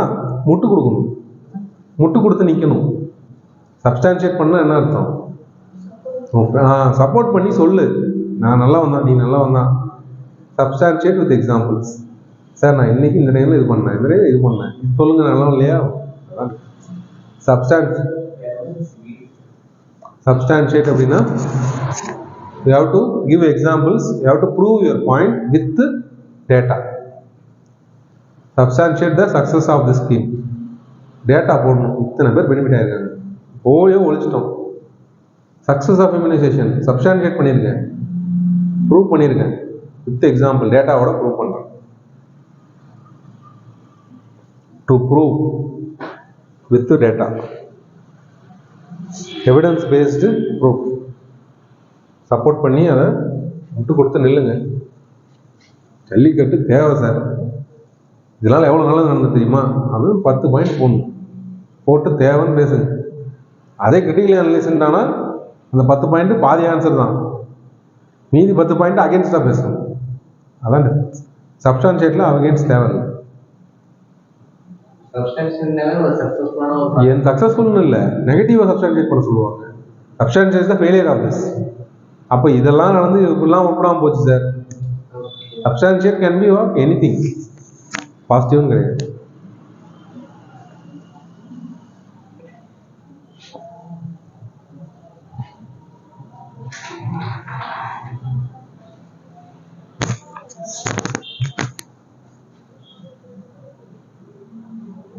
ஓகே, ஸோ இதுக்கப்புறம் நம்ம சொசைட்டி ஆன் கல்ச்சர் இன்னைக்கு 3 நாள் எப்படி படிக்கிறதுன்னு பார்த்துடலாம். இங்கே வீடியோ கட் பண்ணிடுறேன், பார்ட்டாக பிரிச்சிடலாம், இது பப்ளிக்காக போட்டுருவோம்.